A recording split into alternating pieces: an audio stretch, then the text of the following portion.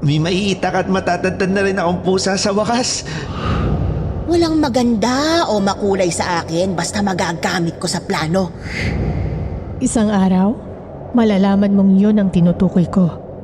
Ipainom mo kay Karen itong nasa botelya. Mangkukulam na kapitbahay. Para sa mga mahilig sa mga kwentong aswang, subaybayan ang aming bagong channel, Sitio Pangil.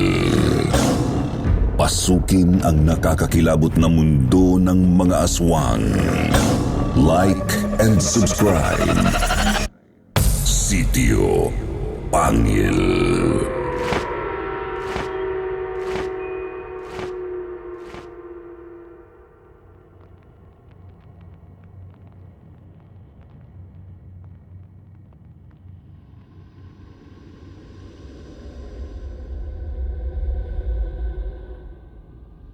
Magandang gabi sa iyo, Mr. Jupiter, at sa lahat ng tagapakinig ng kwentong takip silim. Tawagin mo na lang akong Melly. Tubong Zamboanga ako bagaman sa Mabalacat, Pampanga naganap ang aking ilalahad na karanasan. Napadpad ako roon dahil sa aking asawa, si Herman, at sa kagustuhan naming dalawa na mag-abroad at makapag-ipon. Malaki ang placement fee na hiningi ng recruiter. Nanghiram kami sa pinsan ni Herman, kay Ate Karen, ngunit niloko kami ng recruiter. Ang resulta,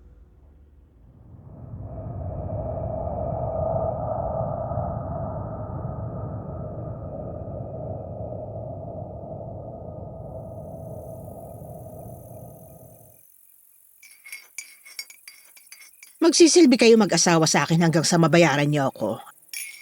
At tutubuan ko tulad ng usapan natin. Maliwanag?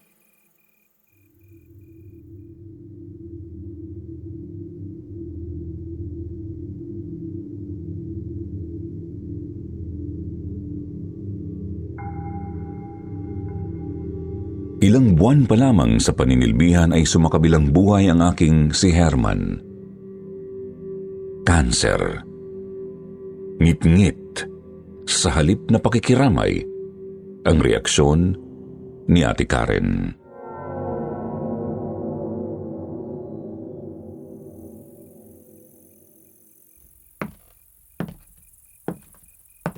Ay, Melly, idadagdag ko sa utang mong ginastos ko sa ospital at sa libing ng asawa mo, ha?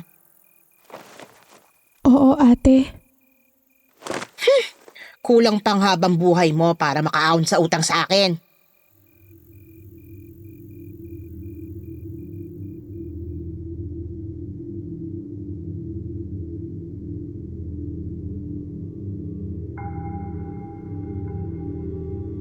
Sanay ako sa hirap at trabaho, Mr. Jupiter.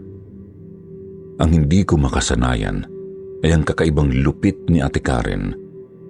At kung may dapat magalit sa mundo, ako yun, hindi si Ate Karen.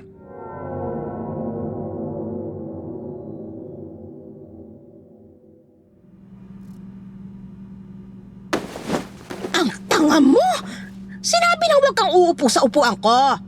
Trono ko yan. Ako lang ang pwedeng umupo dyan. Sorry, Ate Karen. Nakaramdam kasi ako ng hilo habang nagmamap ng sahig. At naupo ako sa pinakamalapit na upuan. Nahihilo ka? Huwag mo sabihing buntis ka. 1 taon nang patay ang asawa mo. Kulang lang ho ako siguro sa tulog, ate. Hating gabi na kasi ako natapos kagabi sa paglilinis ng tindahan ng siopaw. Ay, puro ka dahilan. Ipagtimpla mo na ako ng kape. Sa paborito kong tasa, ha?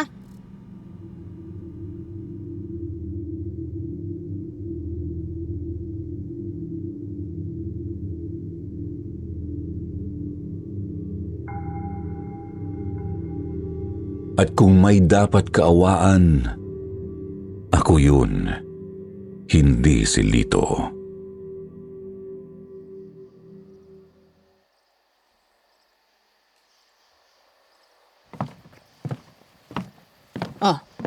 Anong iniiyak-iyak mo dyan? Nanginginig ka pa. Natakot kasi ako kay Lito, Ate Karen. Inambaan ako ng hawak niyang patalim. Imbis na matakot ka sa kapatid ko, dapat kang maawa. Alam mo, batang isip si Lito kahit 30 anyos na. Nagpa-practice lang yon sa pagtaga ng mga pesteng pusa na dumadayo sa hardin ko para manghuli ng mga ibon. Pero ate, baka mahagip ako ng talim. Totoong patalim kasi yun, hindi laruan. Ay nako, ituloy mo ng paglilinis ng bahay, huwag kang tatamad-tamad. Baka may customer na sa parlor.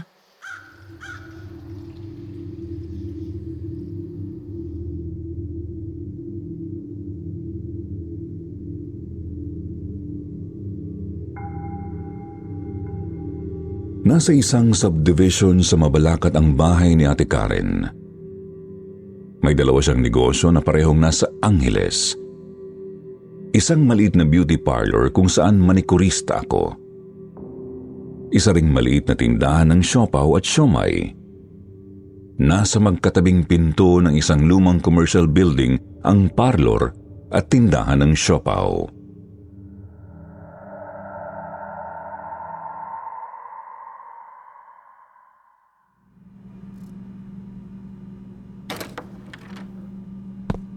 Wala pang customer, Celia? Maaga pa naman, Melly. Teka, bakit nangangalumata ka? Ano yan? Umiyak ka rin ba? Nasermonan ka na naman ano? Si Lito kasi.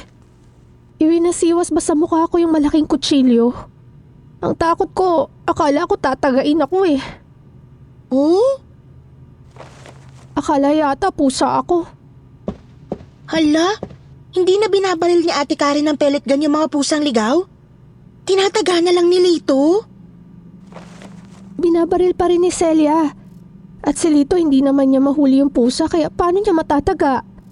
Ang liksing tumakbo ng mga pusa pero ako yata yung pinagpa-practicean ni Lito na tagain. Ay, naku naman. Natakot ako syempre, Celia. Pero ako pa ang pinagalitan ni Ate Karen. Takot din ako kay Lito, Melly. Lalo na kapag nandyan siya sa kabila.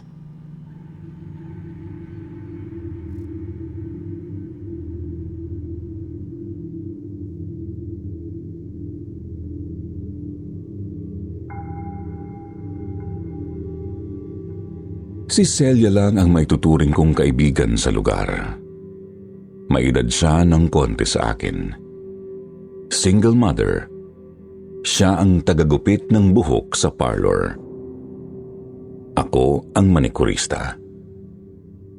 Kapag wala kaming customer, tumutulong kami kay Manang sa kabila. Sa siopawan.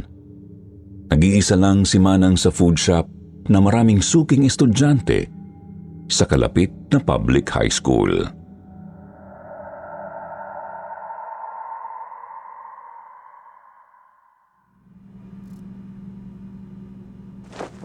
Oh, may parating ng customer, Melly. Manicure at pedicure malamang yan.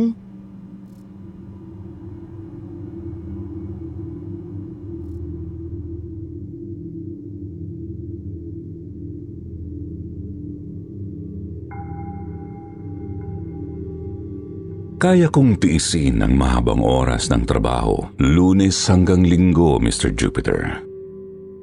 Ang hindi ko lang talaga masikmura ay ang kalupitan ni Ate Karen sa mga pusang naliligaw sa halamanan niya.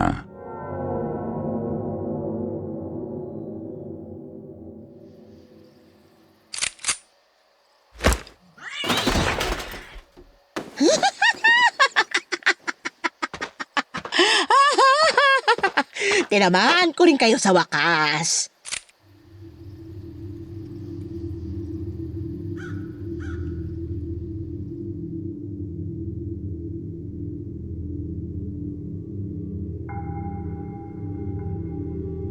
Gitlang-gitla ako sa nakita ko sa durungawan sa silid tulugan ko sa ikalawang palapag ng bahay.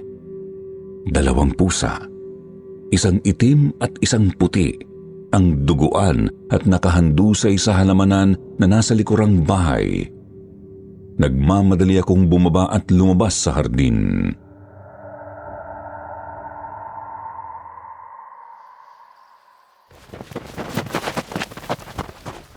Ate Karen! Bakit mo sila binaril? Kinalola training dyan sa Villa Celine ang mga pusang yan. Pakialam ko. Nasa loob sila ng bakuran ko at nanghuhuli ng mga ibon kaya sorry na lang sila. Ate, nanonood lang yata sila sa mga ibon dyan sa kainan nila. Wala silang intensyong dakmain o patayin ng mga ibong ligaw dito sa hardin. Basta pusa, susunggab ng ibon para paglaruan bago patayin. Nasaan si Lito? Lito! Lito! Bakit po ate? Isako mo yung 2 pusa at dispatsahin. Saang ilog ko itatapon ate? Saan pa? Doon sa lagi mong pinagtatapunan. Kahit saang ilog, bahala ka. Paalis na ako.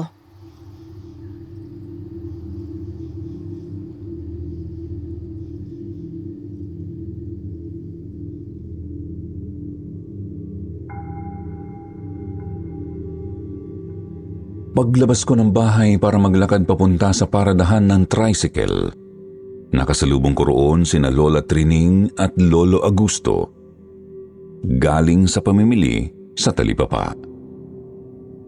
Silang mag-asawang katiwala sa Villa Celine. Mga alaga nila ang binaril ni Ate Karen ng pellet gun.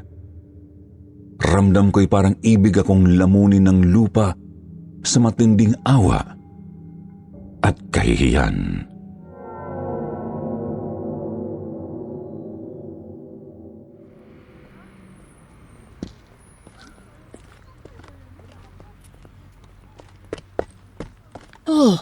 Ang putla mo, anak. May sakit ka? Alalayan mo siya, Prining. May sakit ka ba, anak?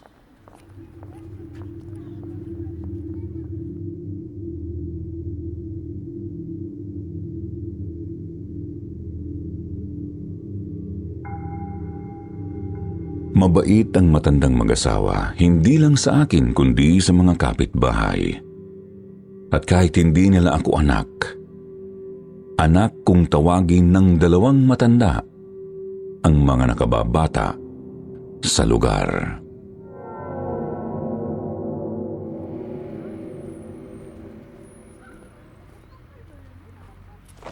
Okay lang po ako. Salamat sa pag-aalala.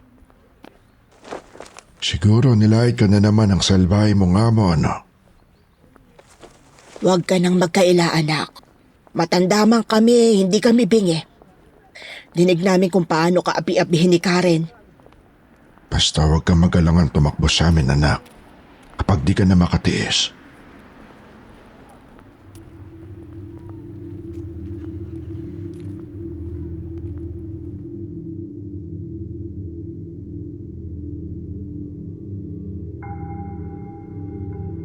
Napaiyak ako, Mr. Jupiter, sa kabutihang loob ng mag-asawa na labis na nagtaka sa aking ginawi.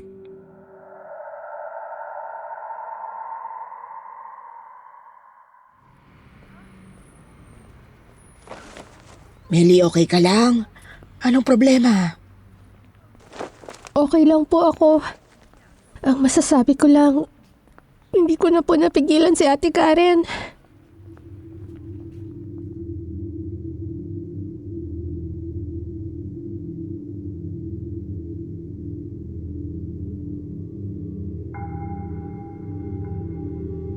Hindi ko na hinintay ang hinihinging paliwanag ni Lola Trining.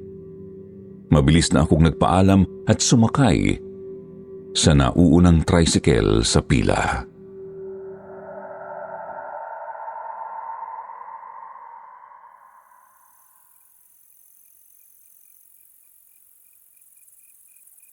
Ang galing naman bumaril ni ate. Tinuruan daw siya ng namatay niyang asawa. Amerikano nga palang asawa ni ate. Retiradong sundalo at dito sa Angeles nagretiro. Hindi ko na inabutan ng mister ni Ate Karen. Kinuwento lang sa akin yan ni Herman. Mahilig din daw mambaril ng pusang galayong na pangasawa ng pinsan niya. Grabe naman yun. Kaya nga raw bumili yung mister niyang kano nung bird feeder nung huling magbakasyon sa Amerika bago tumamatay. Bird feeders? Ano yun? Kainan ng garden birds. Mga ibong gala at ligaw. May magkakabukod na sisidlan ng iba't ibang pagkain ng ibon. Yung pwede nilang tukain. Ang sosyal namang kainan? May sisidlan din ng tubig yung bird feeder, Celia, para makainom ang mga ibon pagkakain nila. Mas maganda pa siguro sa kainan nating dalawa pagtanghalian dito. Mga pinggang puno ng mancha. Sinabi mo pa. Sosyal na. Stateside pa yung bird feeder. Pero bakit? Mahal siguro yun. Pati yung special na pagkain na maliliit na ibon. Pain daw yun sa mga ibon para umistambay sa hardin at kumain. Pain? Parang pang-akit sa mga ibon, ganon? Ganun nga. Kung walang pagkain at inumin ng ibon sa hardin, paano i-istambay nun ng mga ibong ligaw? Ay, grabe talaga. Kaya nga, akala ko nung una mahal ni Ate Karen ng mga ibon. Hindi naman yata. Ginagawa lang palang pain para matambangan daw ng mga pusang galang mga ibon. Yan ang sabi sa akin ni Lito. Nabanggit mo si Lito. May babalita nga pala ako. Naunahan mo lang ako eh. Ano yun? May idiniliver dyan sa kabila. Order daw ni Lito, pasadya. Kapitbahay ko yung pinagpagawaan. Pasadyang ano? Bitag. Para saan ang...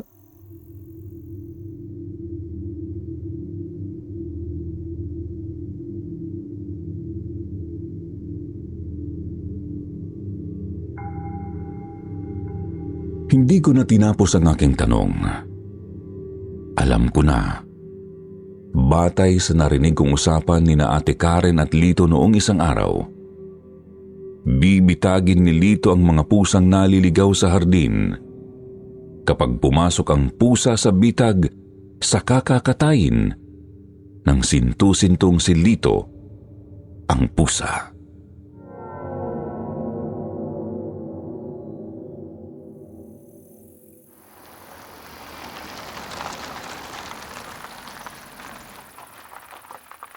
Ayun na sina ate at si Lito, Meli.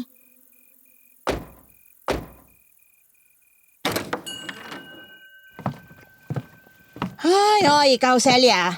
Wala ka pang customer, tumulong ka sa kabila. Magbenta ka habang nagluluto ng siopaw at siomay si Manang. Oh, ate. Ikaw, Meli. Tanggalin mo tong cutex ko. Bilisan mo. Oo, ate. Yung stateside na nail polish remover ang gamitin mong pang-alis ng cutex sa mga kuko ko, ha? Oo, ate. Oh, saan ka pupunta, Lito? Alam mo, pupunta tayo sa Porac, dun sa Manukan. Sa kabila lang ate. Baka na-deliver na yung in-order kong bitag.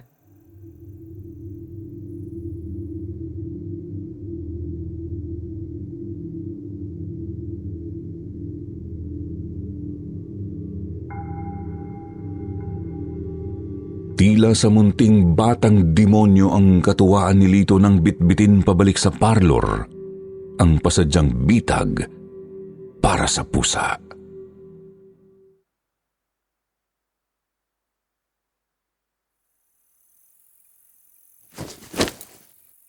Yay! May mahihitak at matatagtad na rin akong pusa sa wakas. Tamang-tama. Hihingi ako ng mga sisiw sa may-ari ng Manukan. Kung gusto niyang bilhin kong Manukan niya. Para saan ang mga sisiw ate? Ang bobo mo talaga. Paano papasok sa bitag ang pusa kung walang pain? Pain? Sabi mo papainan na lang natin ng isdang lalagyan mo ng lason. Mas mabuti kung doble ang pain. Isdang may lason, sisiw na buhay. Sigurado may papasok na pusa sa bitag.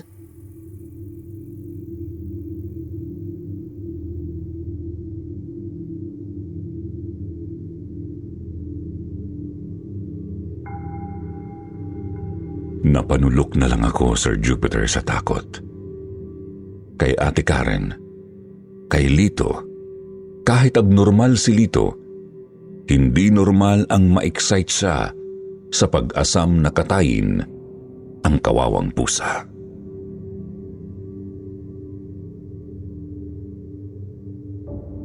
Lumala sa aking palagay ang kaabnormalan ni Lito mula nang una siyang makabitag ng pusang gala.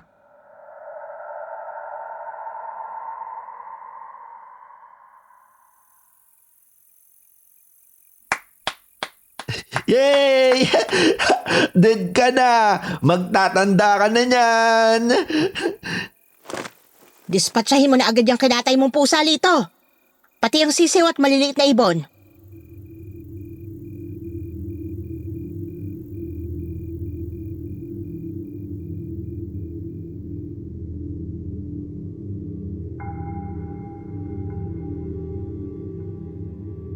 Akala ko, Mr. Jupiter, nakakasanay ang makasaksi ng ganoong makabaligtad sikmurang eksena. Hindi pala. Ngunit di lang pala ako ang saksi. Nasulyapan ko sa bintana ng katabing bahay si Lola Trining. Nakatanaw rin sa ginagawa ni Lito na masayang pagtadtad sa katawan ng pusang gala.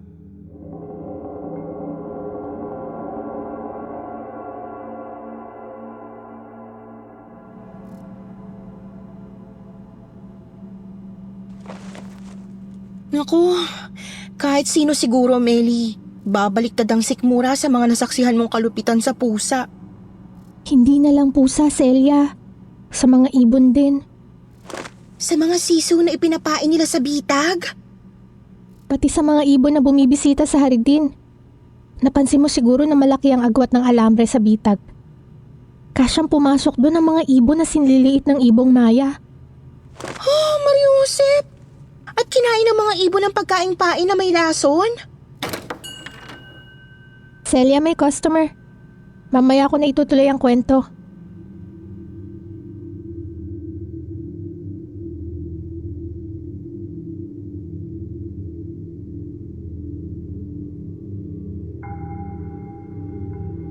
Dumating sa puntong gusto ko nang lumayo.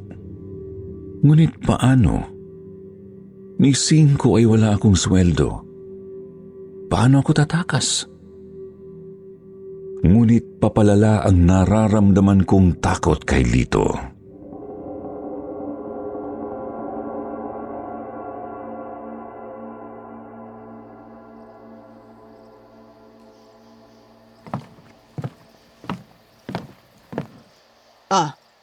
Ano't nakamukmuk ka dyan sa sulok, Meli? Umagang-umaga, tatamad-tamad ka.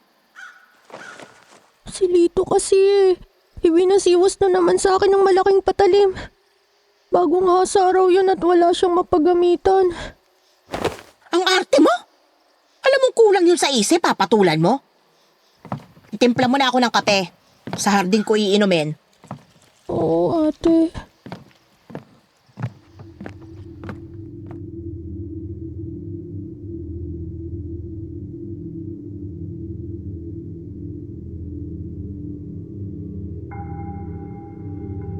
Hindi ko pa natatapos timplahin ang kape ni Ate Karen nang bigla siyang sumigaw mula sa halamanan.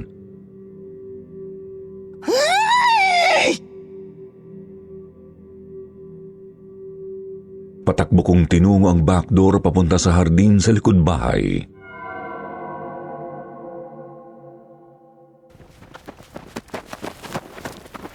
Bakit? Ate Karen! Anong nangyari sa hardin ko? Bakit nagkaganyan? Bakit? Bakit?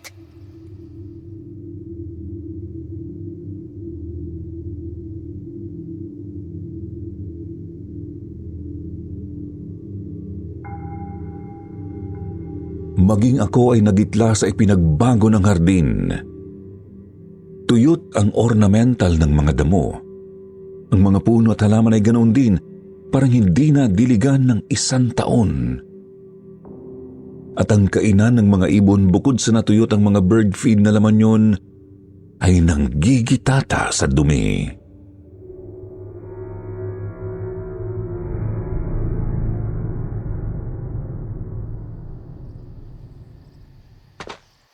Lita! Lita! Ate, bakit? Puntahan mo ngayon din yung hardinero. Para sinisante ko lang siya dahil nang hingi ng umento. Nagkaganito ng hardin ko.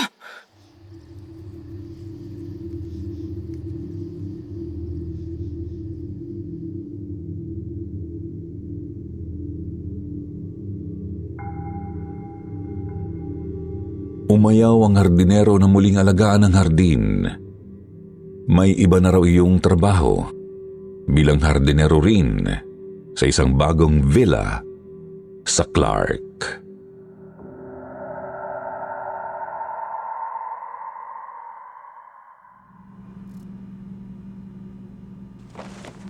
Tatlong beses kada linggo kung maglinis yung matandang hardinero.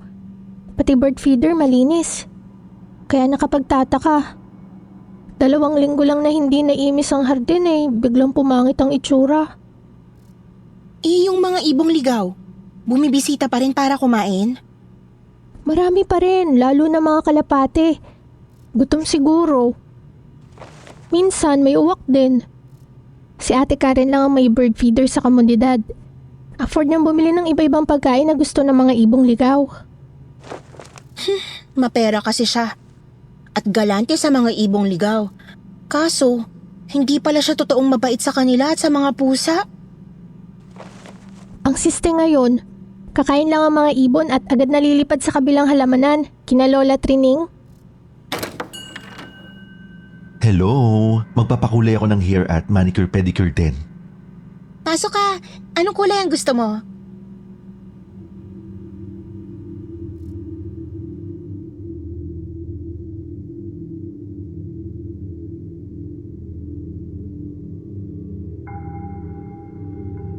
Mula sa bintana ng kwarto ko, Mr. Jupiter, kita ko ang hardin sa Villa Celine na nasa likod din ng bahay.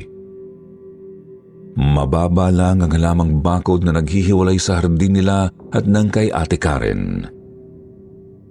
Napakaganda niyon dahil alagang-alaga ni Lolo Augusto. Puro puno at mga shrubs, malalago, maberde. Walang bird feeder, ngunit sa gitna ng hardin ay may malaking fountain na paliguan ng ibon. Wala nga lang tubig.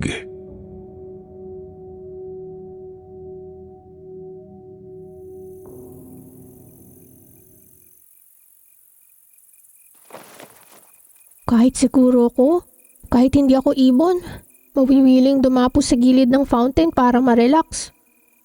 Pero bakit walang tubig? Nagtitipid siguro sina Lola Trining.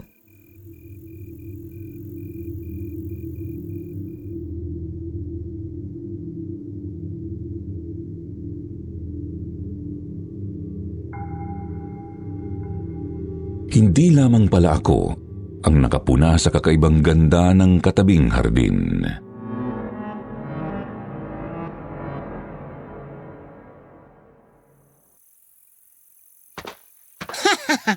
Magiging akin din ang Villa Celine at ang hardin na yan. Bibiling ko yan. Ipinagbibili yan, Ate Karen? Yan ang matunog na balita.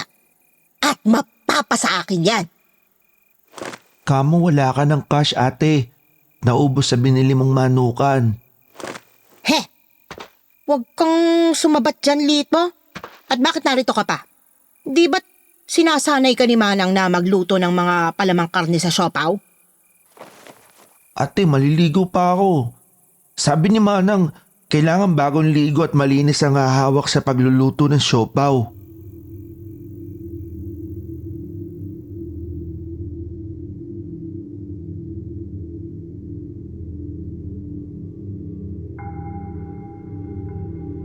Isinabay ako ni Ate Karen sa kotse na bihirang mangyari papuntang Angeles.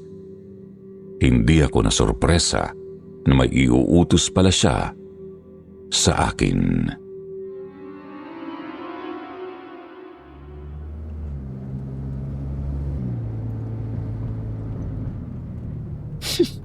Ibebenta ko ang bahay ko para mabili ko ang Villa Celine. Kasya ang halaga ng bahay mo, Ate Karen, sa presyo ng villa? Kapag walang nagka-interes sa property ng kung sino mang Herodes na nagmamayari niyon, ibebenta yun sa akin sa halagang ako ang magdidikta. Hindi ko maintindihan, ate. Tanga ka kasi kaya hindi mo maintindihan. Sorry, ate. Tutulungan ninyo ako. Kayo ni na Celia at Manang na ipagkalat na haunted house ang Villa Celine. Baliw lang ang magkakagustong tumira sa bahay ng multo at mga ibang katatakutan.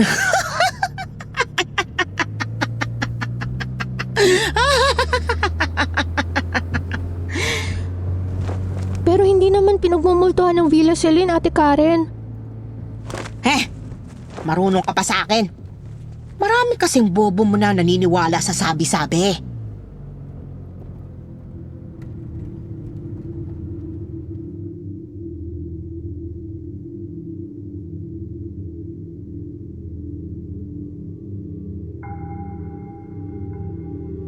Bihira ring mangyari na i-meeting kami ni na Celia at Manang. At ang tanging agenda ni Ate Karen, ang tumulong kaming i-chismis na haunted house, ang Villa Celine.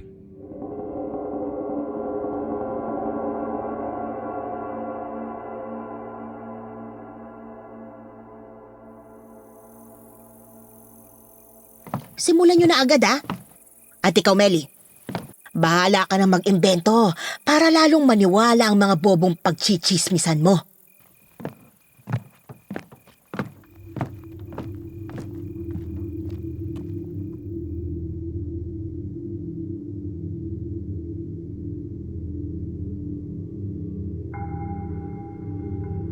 Pagkaalis ni Ate Karen at pagkabalik ni Manang sa tindahan ng siopaw, umamin ako kay Celia na gusto ko na talagang tumakas.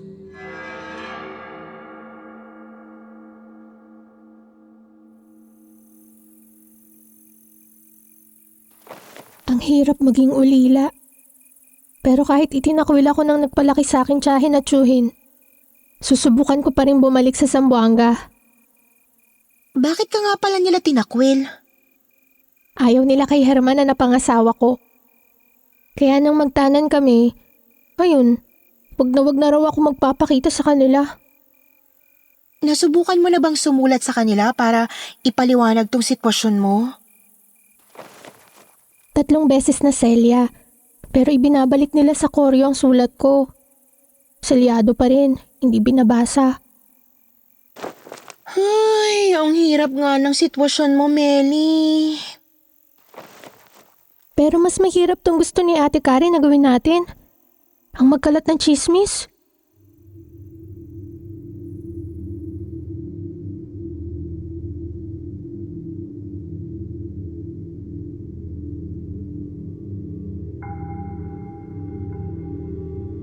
Hindi namin naisagawa ang iniutos ni Ate Karen dahil ilang araw lang pagkaraan, isang umagang papalabas sa driveway ang kotseng minamaneho ni Ate Karen, sakay si Lito, ay isa namang pagparada ng isang magarang kotse sa gate ng Villa Celine.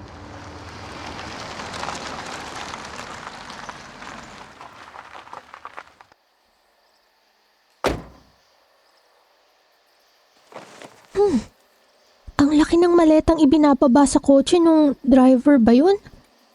Parang galing abroad.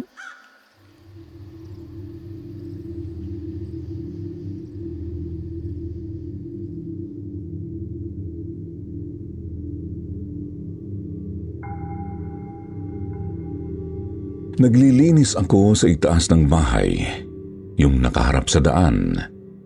Nag-aalikabok sa mga pasimano ng bintana. Kitang-kita ko ang pagbaba sa van ng isang babae. Malaporselana ang kutis niya, parang artista sa ganda. Nakapusod ang buhok, mahaba ang mga manggas at hanggang sakong ang lumang istilong damit na kulay itim na yari sa mamahaling lace. Ngunit ang talagang umagaw sa aking pansin ay ang yakap ng magandang babae. Isang itim na malaking pusa at may pulang laso sa leeg.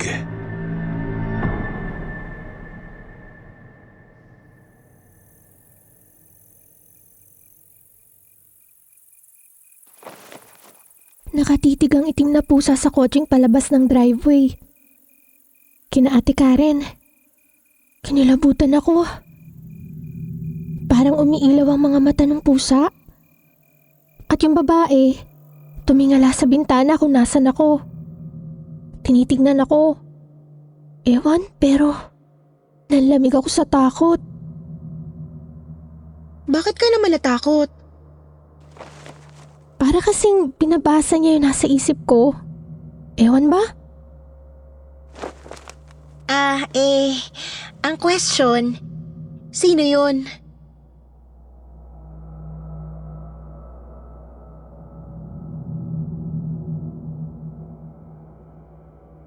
Nang gabing yon, grabing ngit-ngit ang isinabog ni Ate Karen patungkol sa bagong dating sa Villa Celine. Ang dahilan, naglaho ang plano niyang mapa sa kanya ang katabing villa at ang maganda niyong hardin.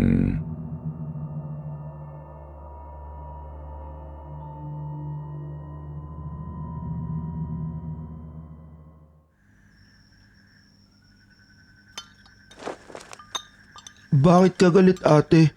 Ang ganda nga ng bago nating kapitbahay. Luna raw ang pangalan at ang pusa niya, Lucia raw ang tawag. Ay, tumigil ka sa kabobohan mo, Lito. Anong kinalaman ng ganda ng apo at tagapagmana ng may-ari ng Villa Celine? Siya ang pinakamagandang babae na nakita ko, ate, sa buong buhay ko. As if may halagang buhay mo. Ate, sinusunod ko naman lahat ng utos mo, di ba? Eh di may halaga ako. Ay, shut up! At ikaw, Melly, bilisan mo kumain. Manicurean mo ako pagkahugas mo ng pinggan. Mag-iisip ako habang nililinis mong kuko ko. Oo, ate. Gusto mo, ate, bitagin ko rin yung alagang pusa ni Luna. Lahat ng pusa, maaakit na ang tingin ng mga ibon.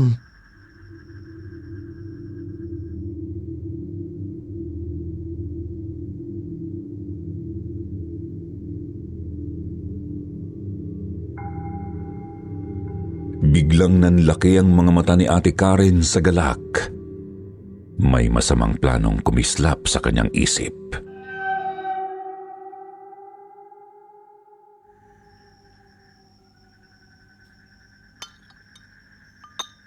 Hindi man mapasa akin yung Villa Celine.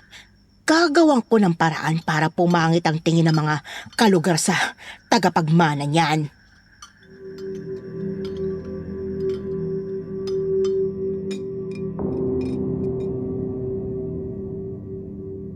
Sanay na ako sa tratong alipin. Yung kahit maghahating gabi at naisipan ni Ate Karen na magpa-pedicure, okay lang. Mas nakapag-iisip daw siya habang may kumukutkot sa ingrown nail niya.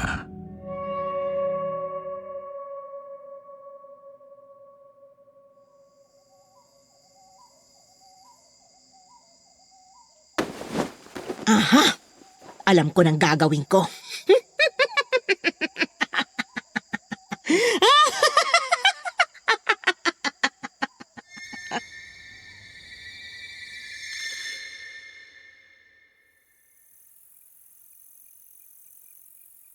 Talagang yang amo natin? Wala yata kahit konting bait. Pati mga ibon, isasakripisyo para sa baluktot niyang plano. Pati nga si Lito excited. At pag na-excite yun, iwinawas-iwas yung patalim. Di ba't medyo naging normal siya dahil nag-enjoy na tumulong kay Manang dyan? Dyan sa kabila sa pagluluto ng siopaw? Medyo. Pero sinumpong nung biruin ng mga customer na estudyante na baka pusa ang palaman ng siopaw. Naku, Wag na wag nilang bibigyan ng ganyang idea si Lito. Mahirap na. Baka kung anong pumasok sa isip nun.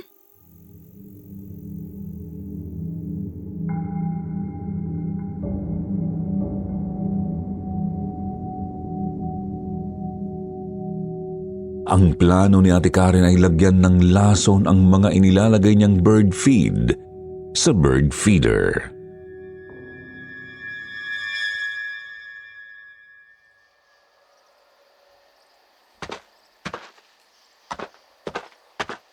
Kilos dyan, Lito. Ayun, may 3 ibon sa paanan ng bird feeder. Naghihingalo siguro. Ngat-ngatin mo. Kunwari, kinagat ng pusa. Yuhu!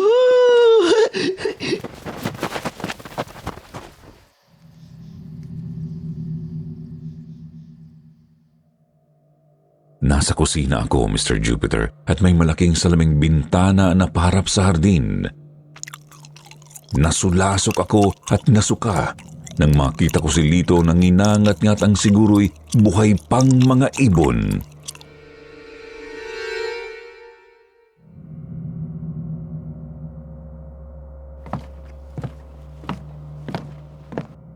Oh, anong iniiyak mo na naman dyan, Melly? Kawawa naman ang mga ibon, ate. At saka ang gaganda nila. Ang kukulay. Walang maganda o makulay sa akin basta magagamit ko sa plano. Akala ko dati, ate, mahal mo ang mga ibon kaya pinapakain mo sila. Ang buba mo talaga. Pain ko lang yan sabi, yung mga ibong ligaw sa mga walang yang pusa para dumayo dito sa hardin ko. Ay, wala akong amor sa mga ibon. I hate cats, kaya pinapainan ko lang sila.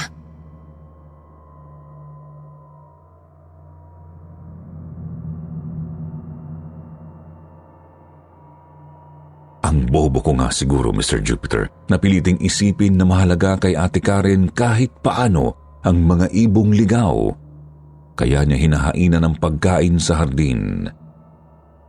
Maling-mali pala ako.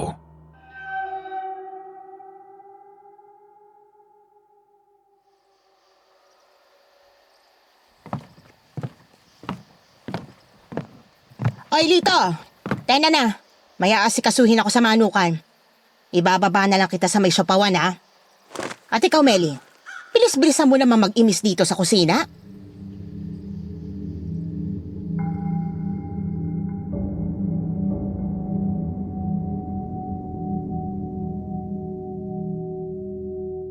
Patalikod na rin ako sa kusina upang gumayak para pumunta na sa parlor.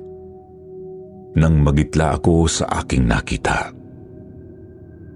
Hindi ako maaaring magkamali. May pula itong ribbon sa leeg.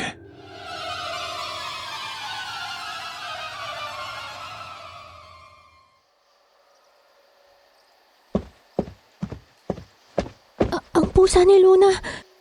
Nasa hardin.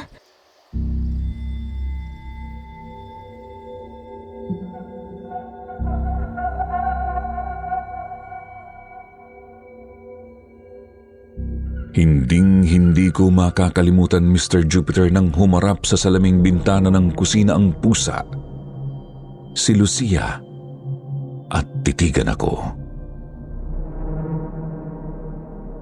Umiilaw ang pulang-pula nitong mga mata. Katal sa takot akong tumalikod at patakbong umakyat sa aking kwarto.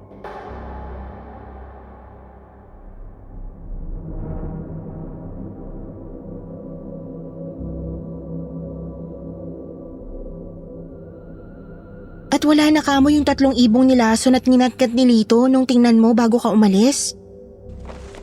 Wala talaga, Celia. Lumabas pa ako sa hardin para hanapin. Pero wala. At At ano? pero nakita ko sa bintana ng Villa Celine si Luna. Karga nito ang kanyang alaga. Nakamasid silang mag-amo sa akin. Parang minamatyagan ako. Ewan ko ba?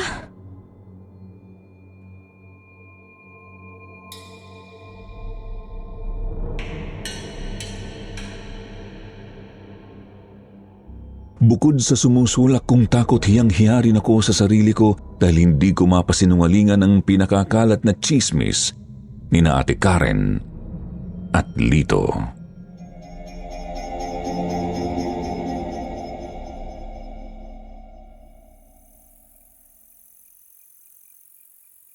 Totoo ba ang chismis, Melly?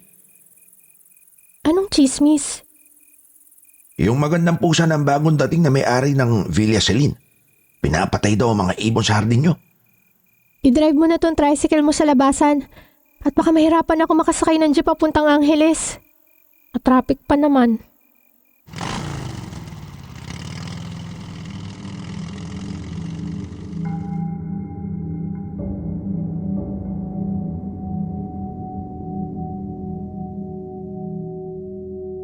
Hindi nagtagal na sagot ang misteryo ng mga nawawalang ibon na kumain ng bird feed na may lason.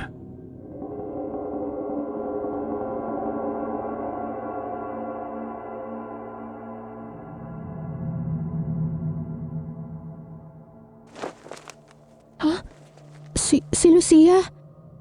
Anong ginagawa niya? Kinakain ng patay na ibon?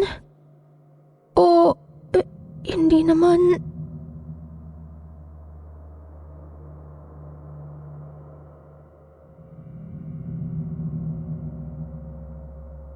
Daig ko pa ang nahipnotismo, Mr. Jupiter, sa pagmamasid kung ano ang ginagawa ng pusa. Hindi nito kinakain ang patay na ibon. Dinadala nito ang mga iyon sa villa, kung bakit ay ang mas malalim na hiwaga.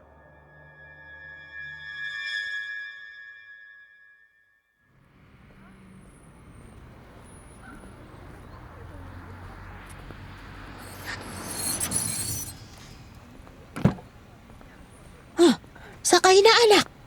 Ihahatid ka na namin sa parlor. Ho? Ako si Luna. At huwag ka nang mahiya. Papunta rin kami sa Angeles. Salamat.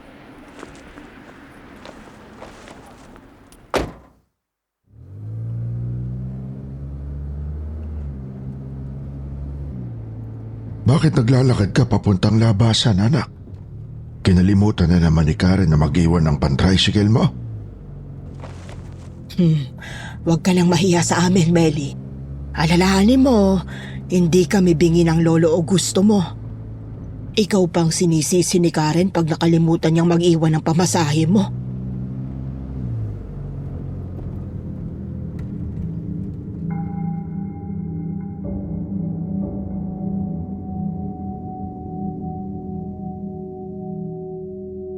Si Lolo Augusto ang nagmamaneho ng kotse. Katabi nito, si Lola Trining. Kami ni Luna ang magkatabi sa passenger seat. Karga ni Luna ang pusa. Higit itong malaki sa malapitan at nakatitig sa akin. Hindi pula, kundi kulay abuhin ang mga mata nito.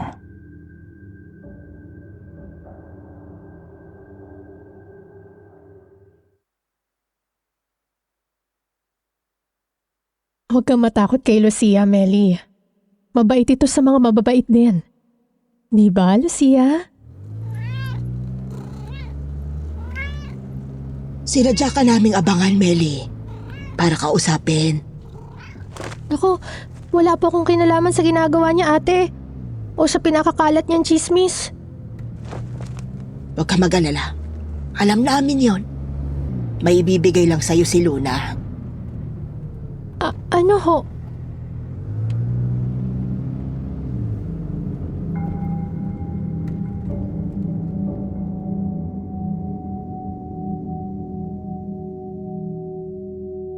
Binitiwan muna ni Luna ang pusa at pinaupo sa aming pagitan. Pagkaraay may inilabas siyang munting botelya sa kanyang handbag. Sinliit ang botelya ng vial na sisidlan ng sample perfume. May likidong laman ng vial, kulay itim ang likido.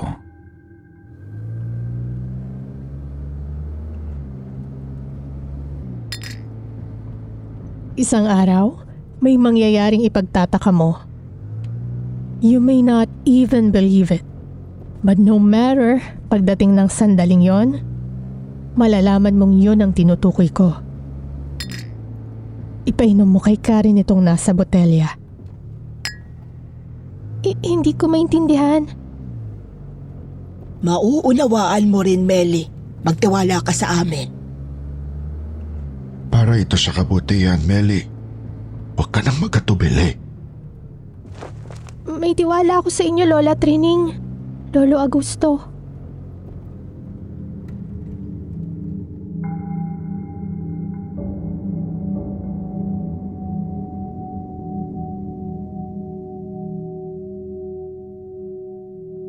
Nangabutin ko ang botelya, umungol ang pusa. Tila yun nagalit.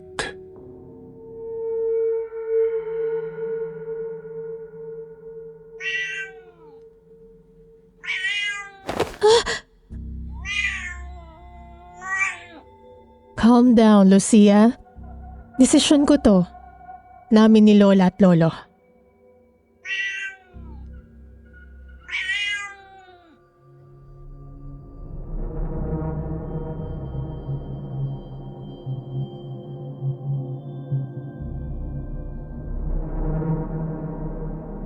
Tumahimik ang pusa sa kakaiba niyong pagngiyaw. Bagaman walang alis ang tingin nito sa botelyang isinilid ko sa aking handbag.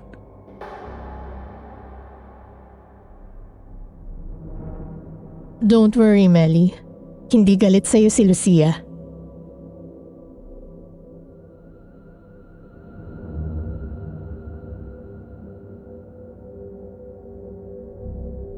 Wala akong hindi na ikikwento kay Celia, Mr. Jupiter. Ngunit sa kung anong dahilan, di ko magawang maihati sa kanya ang tungkol sa botelyang may mahiwagang itim na likido.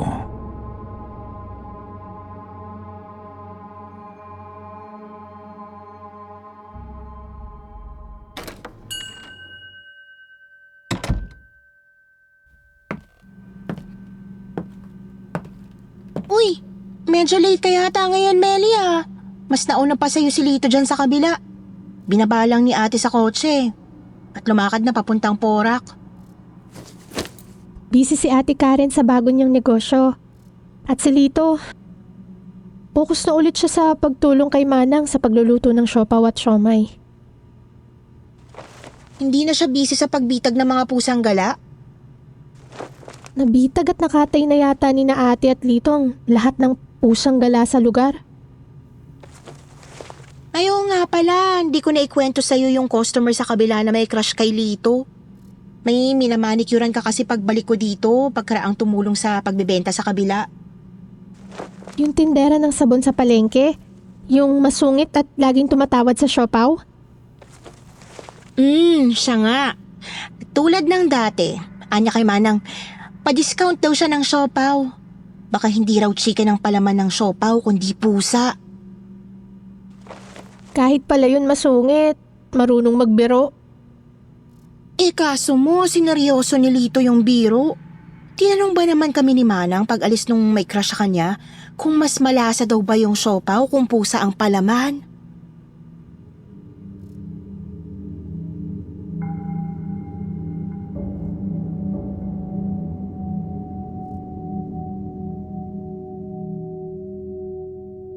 Komo alam din ni Celia ang tungkol sa ginagawa ni Lito sa mga pusa.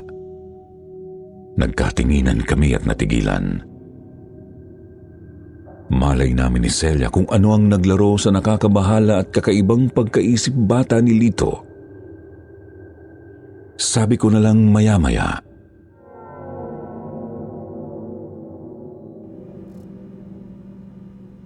Buti na lang, naubos na yata ang mga pusang naliligaw sa hardin ni Ate. Kahit yung pusa ng bago may-ari ng Villa Celine?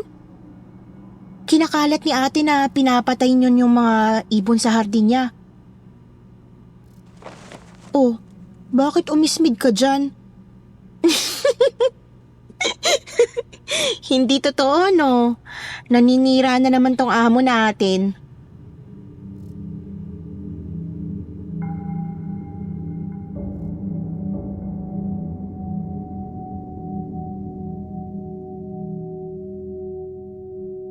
Hindi ko binanggit ang tungkol sa pagtangay ni Lucia sa mga patay na ibon. Baka kasi namalikmata lang ako sa kakatuwang ginawa ng pusa. Ayoko rin kumalat yun. Hindi naman tsismosa si Celia, pero ewan ko ba, minabuti kong sarilini na lamang yun. Pati ang tungkol sa ibinigay sa akin ni Luna.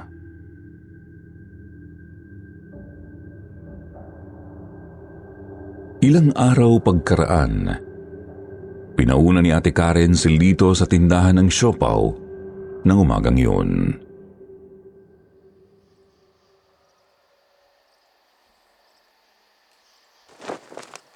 Idikdik mo sa karirit mong utak ang mga teknik ni Manang sa pagpapasarap ng siopaw. Malay mo, magbubukas pa ako ng bagong siopawan at ikaw ang gagawin kong tagaluto ron. Talaga, ate? Oy, Meli, dalian mo maglinis. Magpapamanicure at pedicure ako sa'yo bago ka pumunta sa parlor. May lakad ako mamaya. Oo, ate. Kunin mo sa kwarto ko yung bagong bili kong Cutix. Nasa tokador ko.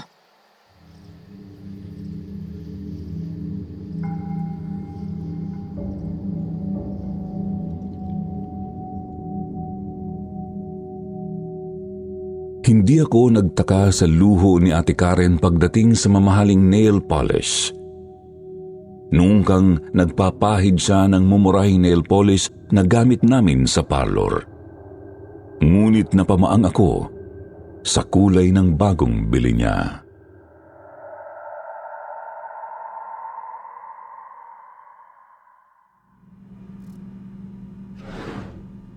Ang tingkad ng pagka-orange nito. At neon pa. Nasa dulo pa lang siya ng hagdan, masisilaw na sa mga kuko niyang makakasalubong niya. Meli, dalian mo! Ano pa ginagawa mo dyan sa taas? Nariyan na ako, ate.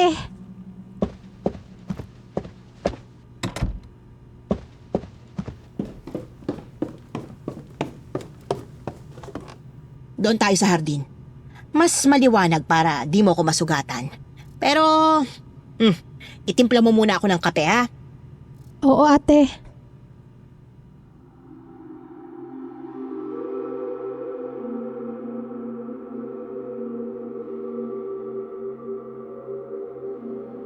Naipahid ko na ang last coat ng nail polish sa mga kuko sa daliri sa kamay ni Ate Karen. Sisimulan ko ng linisan ang mga kuko niya sa paa, ngunit bigla siyang napatuwid ng upo. Nanlaki ang mga mata.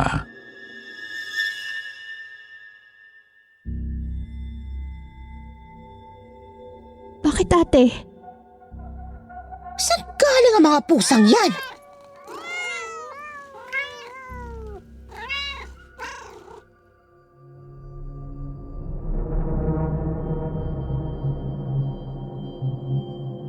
Si Ate Karen ang nakaupong paharap sa hardin. Ako'y nakatalikod sa hardin. Nilinga ko kung anuman ang ikinagilalas niya. Sa puot.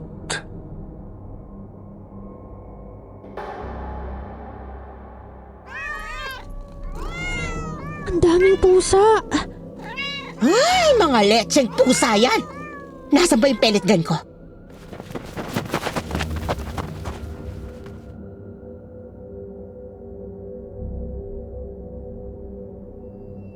Kahit nakapaa tumakbo sa loob ng bahay si Ate Karen, hinagilap ang pellet gun, ngunit naubusan na pala siya ng pellets, ang bala niya sa baril. Ang malaking kutsilyo na pangkatay ni Lito sa mga nabitag na pusa ang hinagilap niya.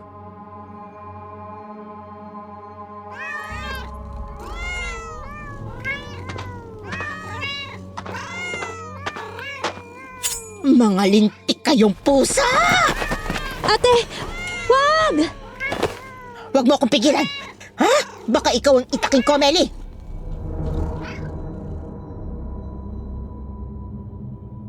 Ewan kung bakit hindi ako natakot kay Ate Karen na galit sa mga pusa. Basta gusto ko lang siyang pigilan.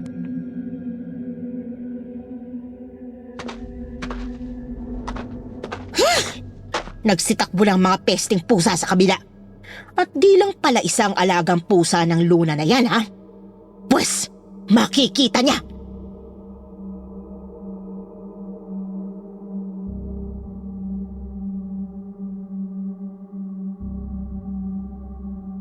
Ni hindi nagabalang magsuot ng tsinelas si Ate Karen para siyang mabaliw-baliw sa ngit-ngit, hawak pa rin ng malaking kutsilyo. Sumugod siya sa Villa Celine. Hinabol ko siya.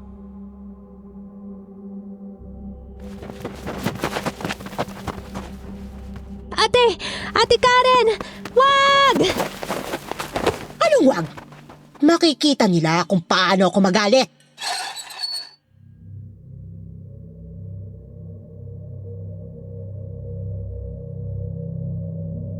Bukas ang gate. Bukas ang harapang pinto. Dire-diretso si Ate Karen sa loob ng bahay. Nakasunod ako kahit hindi ko naman alam kung kaya ko siyang pigilan.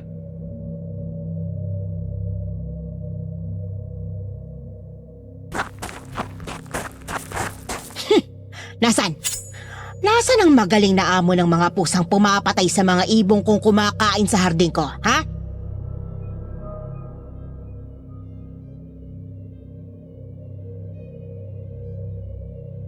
Unang beses kong nakita ang loob ng villa na puno ng mga antigong gamit. May kadiliman din sa loob, ngunit wari pinaliwanag ang paligid ng maraming pusa na iba't iba ang kulay. Nangakahiga ang mga pusa sa sahig at mga komportabling upuan sa mga baitang ng hagdan.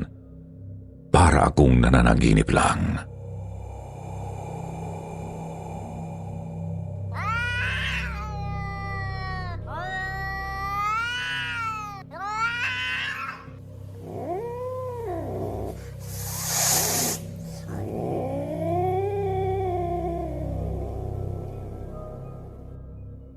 Narinig ko muna ang paungol na pagniyaw ng isang pusa bago ko tiningala ang pinagmulan yun. Sa itaas ng hagdan, karga ni Luna si Lucia. Nag-aapoy sa galit ang mga mata ni Lucia. Mula sa kusina ay lumabas ang dalawang matanda at nilapitan ako.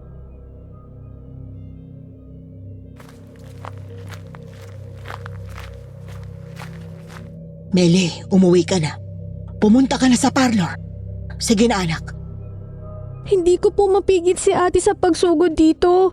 Pagkakita sa mga pusa niyo sa hardin niya. Huwag kang mag-alala, anak. Alam namin. Hayo na.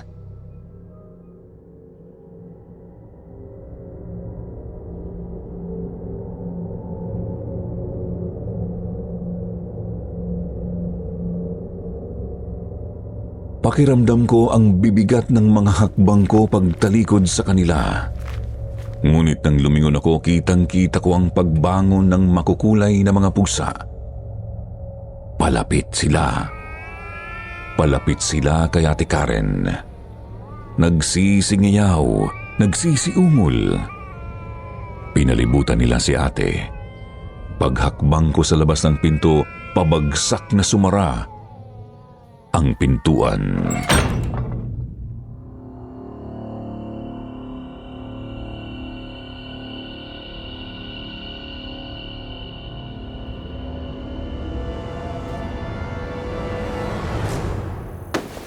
Bakit parang namumutla ka, Meli?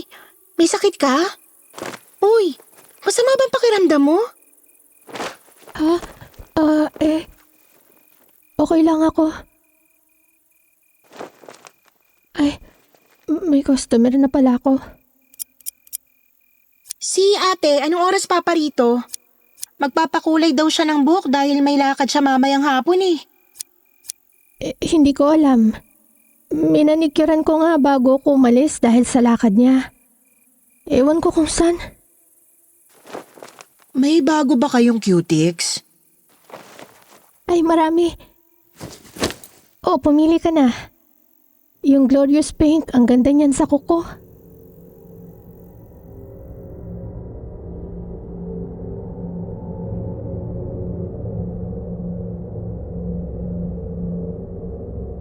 Kung paanong lumipas ang maghapon na hindi ako nag-alala kung ano ang nangyari sa pang-aaway ni Ate Karen kina Luna, ay di ko alam.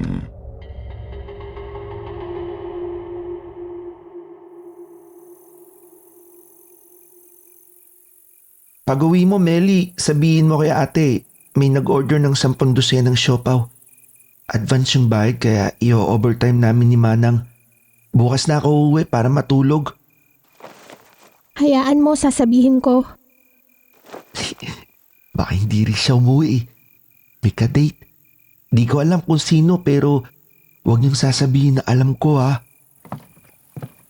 Magsara na tayo, Meli. Wala nang darating na customer niyan.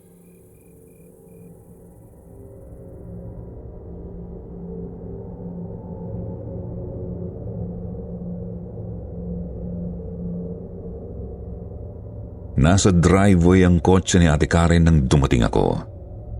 Wala siya sa loob ng bahay.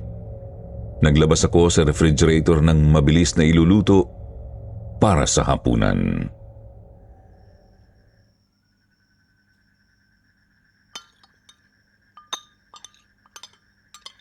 Kung may ka-date, baka sinundo kaya hindi nagdala ng kotse. Pero ano kayang nangyari sa pagsugod niya kanina kina Lola Trining? Ano yun? Parang may kumukudkod sa pintuan ng kusina. At ngiyaw na ngiyaw.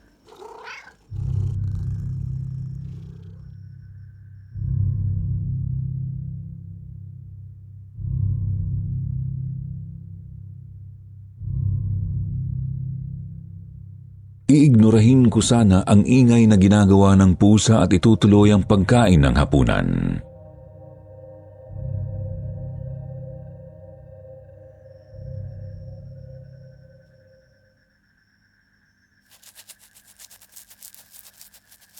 Baka may sakit. Pero bakit parang tumutuktok? Buksan ko na nga ang pinto.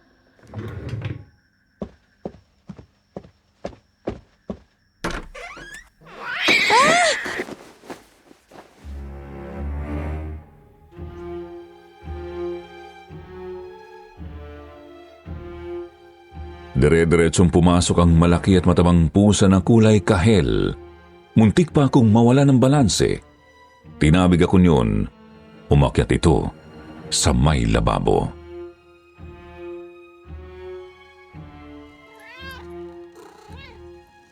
Hoy! Anong ginagawa mo?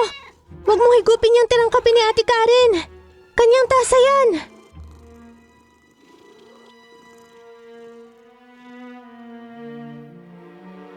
Umungol lang ang pusa. Sumampa sa mesang kainan at sinimulang kainin ang nakahain kong hapunan. Nang mapagmasdan ko ng gusto ang pusa, nawalan ako ng malay.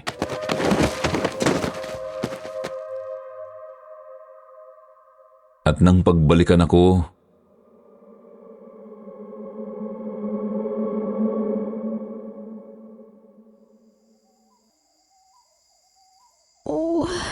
Ang ulo ko. Ang sakit ng ulo ko. Ang pusa. Nananaginip ba ako? Pero ayun ang pusa. Tulog sa tronong upuan ni Ate Karen. At naghihilik pa. Parang si ate rin kung maghilik.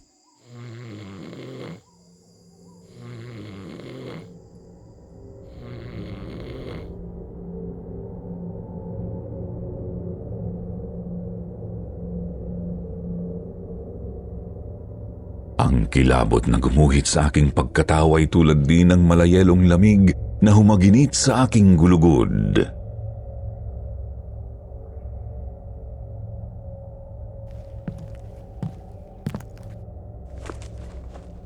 Ang dami niyang sugat sa katawan. Kawawa naman pala. Mga matatalim na kalmot kaya ng kapwa pusa? At may mga bahagi rin ng katawan na nalagas ang balahibo.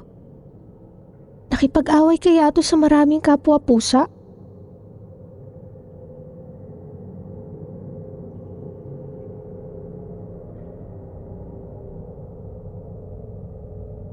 Ang pagdadalang awa ko ay dagling naglaho nang makita ko ang mga kuko sa unahang mga paa ng pusa. Kulay orange na singkulay ng ipinahid kong nail polish kay Ate Karen. Muli akong nawalan ng malay.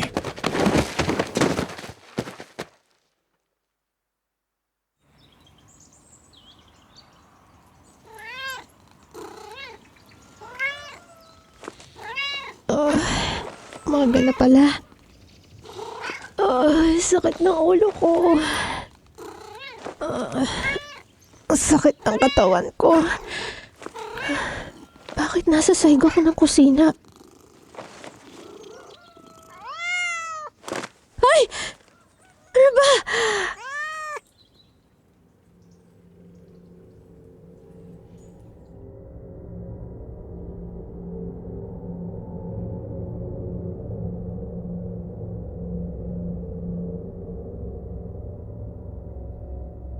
Hindi ko kayang ilarawan, Mr. Jupiter, ang aking panghihilakbot. Ginigising ako ng pusa.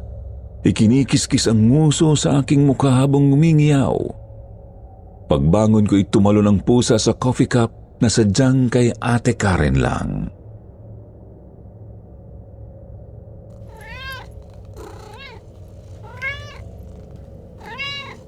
Nagpapatimpla ka ng kape?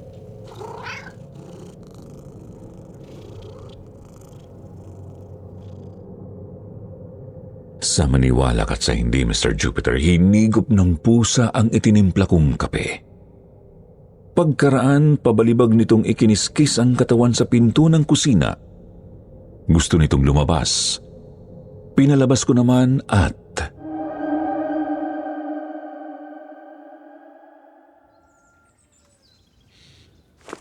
Anong ginagawa ng pusa sa may bird feeder? Nag-aabang ng dadagiting ibon?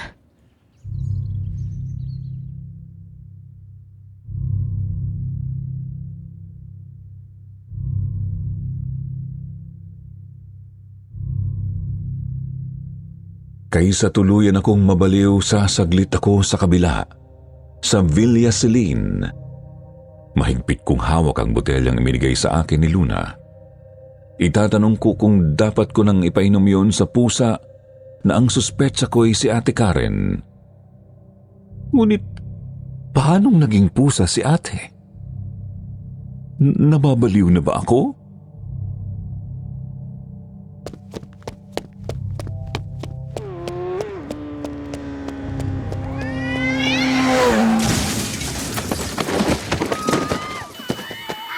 Nasagasaan si Meli! Naku po, nasagasaan si Meli.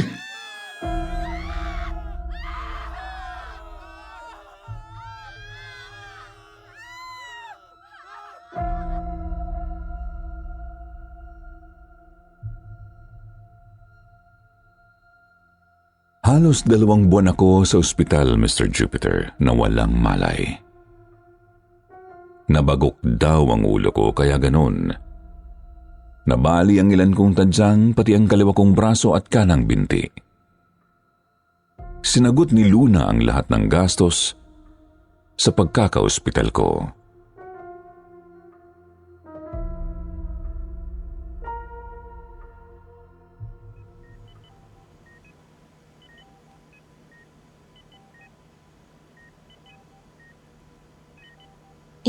Yung pusa niya raw kasi may kasalanan, kaya ka na-aksidente. Kung hindi daw yung tumawid sa daan, hindi siya iiwasan nung nakamotorsiklo. Kaso, ikaw ang nasagasaan. Ang may kasalanan ay yung nag-hit and run na nakamotor. Tinuntun din nga pala ni na Lola Trining yung mga tsahin mo sa Zamboanga. Kapag na-discharge ka raw at pwede nang bumiyahe, susunduin ka rito at iuwi ka na nila. Naawa yata sa sitwasyon mo. Doon ka na raw magpagaling ng husto. Si Ate Karen, ano nangyari? Ay, nawawala pa rin hanggang ngayon. Ang laking ang misteryo. At saka si Lito. Ay, naku. Anong nangyari sa kanya? Wala, natuluyan na. Lo, ang tindi ng nervous breakdown nung ipasara ng City Hall ng tindahan ng siopaw. Bakit ipinasara? Sukat ba namang pusa ang gawing palaman sa siopaw? Yung customer na nakakain, taga health department ng City Hall. At may nakita sa palaman na piraso ng kuko ng pusa. Na kulay orange parang cutics.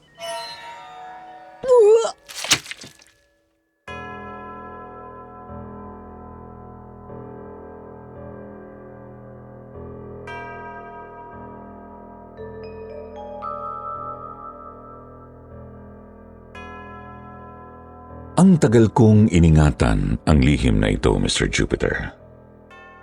Hindi lang 20 taon. Sino naman kasi ang maniniwala sa akin? Ngunit baka sakali may mga kapwa listeners ako rito sa kwentong takip silim na hindi magdududa sa aking katinuan. Nagsusulatan kami ni Celia pero bihira na lang. Sa huli niyang sulat, nag-home service daw siya. Gupit at kulot. Sa katapat na tindahan ng Villa Celine. Buhay pa raw sina Lola Trining at Lolo Augusto. Nakikita pa rin daw minsan si Luna at ang alaga nitong si Lucia. Hindi raw tumatanda ang itsura ng mga iyon. Ang chismis baka raw totoong bahay ng mangkukulam ang Villa Celine. Kung di daw ba naman, ano't marami silang kakaibang mga pusa. Kakaiba dahil kakulay ng mga ibong ligaw na dating nanginginain sa ngayoy tuyot ng hardin ng cat killer na si Ate Karen.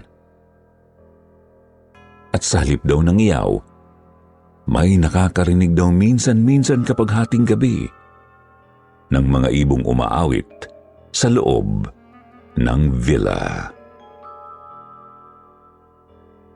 Naiisip ko pa rin si Lucia, ang itim na pusa ni Luna. Natitiyak ko ngayon, sinadya nitong maaksidente ako. Ayaw nitong maipainom ko sa naka-cutex na pusa ang mahiwagang likido na magpapabalik sa pagiging tao ng cat killer na naging pusa at ginawa pang palaman sa siopaw. Masisisi ko ba si Lucia? Sinabi sa akin ni Luna na anak si Lucia ng mag-asawang alagang pusa ni na Lola Trining na pinatay ni Ate Karen.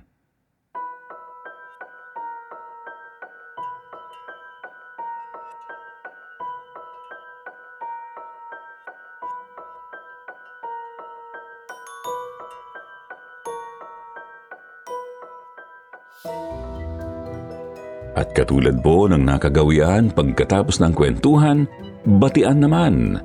Shout out kay Annalyn Tumapang, Malu Colanza, Avi Rabago, Jennifer Caruska, Maymay, Kylie Pino, Spirit Warrior Mark, Mary E. Pase, Morada Rotone Family at kay Catherine Siplak. Basahin naman natin ngayon ang ilan sa mga magagandang komento mula kina Gresa Sabugdalam at Words from the Deep. Sabi ni Gresa, pa-shoutout naman po ng pamangkin ko na si Zafina Dane Unico. Napakahilig niya dito makinig, lalo bago matulog. 6 years old pa lang po siya simulan nalaman nila sa akin tong channel niyo. Walang mintis na makinig. Mas updated pa nga daw sa akin. Sana po ma-shoutout nyo siya, pati din po pala ang anak kong si Gion na 4 years old. Lagi na hiling ng takot silim bago matulog. Sabi naman ni Words from the Deep, listening from Papua New Guinea, your stories always make me nostalgic of home. Inabangan ko po parati ang mga new narrations nyo sa KT and SB. God bless po sa inyong lahat na nagbibigay saya sa amin. Sa mga hindi po nabanggit sa susunod na lang po, huwag kalimutang mag-reply sa ating shoutout box na nasa comment section para ma-shoutout ang pangalan nyo.